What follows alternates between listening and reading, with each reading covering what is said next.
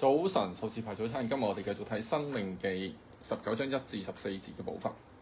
咁就係關於日常生活嘅意義啦。咁呢一度嘅主題就係屠城啦。咁我哋逐段睇，逐段理解。耶和華你神將列國之民剪除的時候，耶和華你神也將他們的地賜給你，你接着住他們的城邑並他們的房屋，就要在耶和華你神所賜你為業的地上分定3座城，要將耶和華你神使你承受為業的地分3段，又要預備道路，使誤殺人的都可以逃到那裡去。咁呢個屠城嘅設定呢，首先有3個條件啊，就係耶和華將列國嘅民剪除，然後將地賜給你，然後你住咗佢哋嘅城邑房屋嘅時候啦，即係話佢哋定居嘅時間啦，亦都代表緊咧，其實佢唔係好似趕出晒啲迦南人嘅狀況底下，已經要開始呢個情況啦。其實即係話你入到去住，你可能仲未做足晒啲嘢噶嘛，咁咧你都已經要開始呢一件事，因為一啲叫做意外死亡或者誤殺嘅情況咧，就將會發生啦。咁跟住落去咧，就係2-3節裏邊咧，其實就開始要做嘅事，就包括咗呢個3-3啦，就係要定3個城喺個克力，即係喺個中心地段嗰度啦。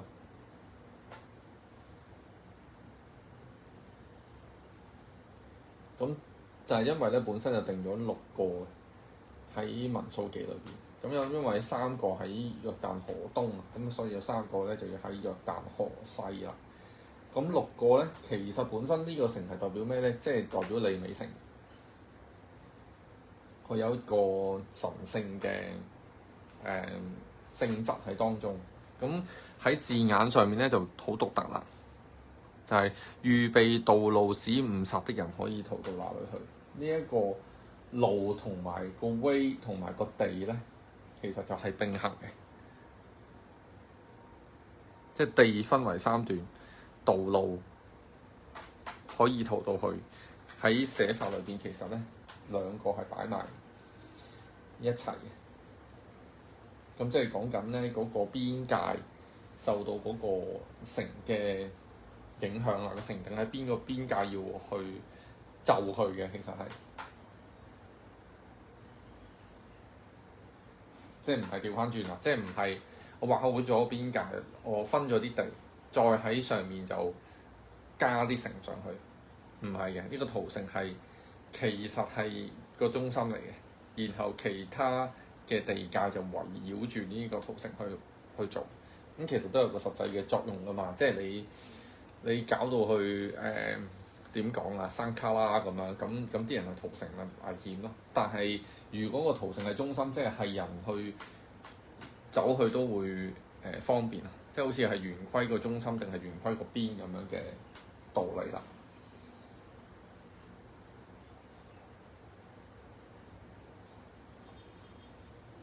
咁所以咧就按住呢個方向咧去畫嗰3座城。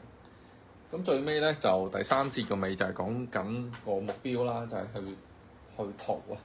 佢就講緊呢個殺害嘅情況、誤殺嘅情況。咁我就話殺咧就有分 intentional 同埋 unintentional 啦，即係想殺同唔想殺啦。咁想殺就唔使講啦，係咪？就按翻呢個律法，即係填命啦。咁但係唔想殺嘅，咁其實唔想殺嘅情況底下咧，就有2個悲劇嘅人物，一個就係死咗嗰個人啦，另外一個就係要負責任嗰個人啦。咁呢種做法其實最主要就係要阻止嗰個血親，即係個親屬會嚟殺人噶嘛，要還即係要去填命噶嘛。咁呢個過程當中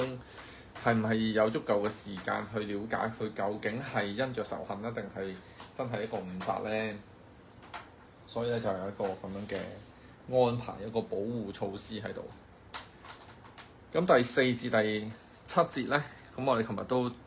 即係深入啲講過啦。其實佢就特別提咗一種情況，即係好似工作裏邊做嘢都會發生嘅喎。咁例如劈樹嘅時候，唔小心個斧頭飛咗去隔離，劈到隔離嗰個，咁佢咪死咗，就成為咗我哋頭先所講嘅兩個悲劇人物啦。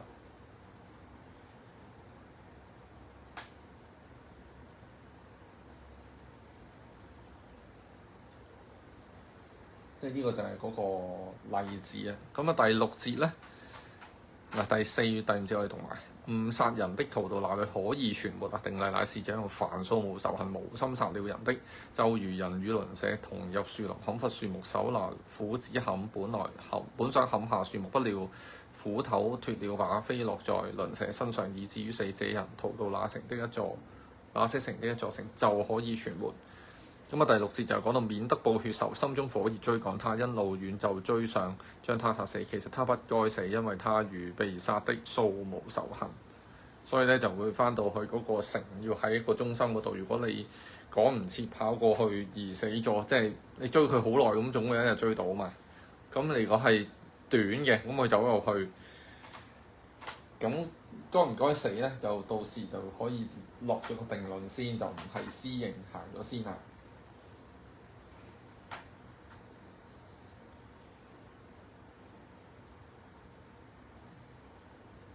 咁因為本身個基礎就係可以填命啦，即係如果係因着仇恨去殺人嘅時候，咁釋經書咧就特登跳咗第八至第九節嘅，特別就去翻第10節，就係可以延續落去呢個道理，就係因為他與被殺的素無仇恨啊嘛。咁啊第10節就係免得無辜之人嘅血流喺耶和華你神所賜你為業的地上，流血的罪便歸於你。即係變咗我哋中國人講嗰種冤冤相報何時了啊！即係如果佢冇心殺你個親人，而你又殺咗佢，咁你咪變咗有新嘅殺人犯咯。咁人哋又嚟殺你喎，你今次有心殺人喎，係咪？咁你嗰個誤會咗佢係有心殺人，其實你係無心殺佢啦，又可以當成，咁係咪又可以走去屠城咧？咁呢啲就係為免後面不斷唔想殺而又殺咗嘅情況不斷咁樣發生啦，咁就喺嗰度 hold 住咗，就 pause 咗，咁就令到件事咧唔會越解越複雜。咁我哋翻轉頭睇翻第8、第9節咧，就係要話你神若照他向你列祖所起的誓，擴張你的境界，將所應許的地全然給你，你若謹守遵行我今日所吩咐這一切誡命，我要話你神常常遵行他的道，就要在這3座城之外再添3座城。咁所以咧就係即係六座屠城就係咁解啦。其實觀念就係當人有日常生活嘅時候咧，屠城嘅作為呢一個日常生活嘅義嘅重心，就亦都係利未城。利未城有乜意思咧？就係啲利未人去教導啲人去學習律法㗎嘛。咁所以其實個中心點就唔好講到好似屠城，我哋諗緊好似用個監獄去比例咁樣，其實唔係嘅，佢係市政府大廈嚟嘅，即係佢應該係人人都可以去到嘅地方嚟，因為利未城都係喺當中嘅，亦都係將來如果發生嘅時候，佢要再起啦，即係一路有人住嘅地方，一路都有一個短距離啦，所謂一個合理嘅距離裏邊可以達到個屠城。咁所以即係話，其實由住咗人哋嘅城邑，豐衣足食嘅時候，即係共富貴嘅時候，要留意嘅就係對於義嘅追求啦。各位一齊禱告，主感謝你俾我哋都睇下呢段經文，睇到神你嘅心意係一個好似好古舊嘅時代嘅事，都睇得出人際之間嘅關係去到極致嘅時候，就互相傷害大家嘅生命，無論個原因係乜嘢。但神你設立咗一個咁樣讓人去冷靜，亦都可以保存一啲人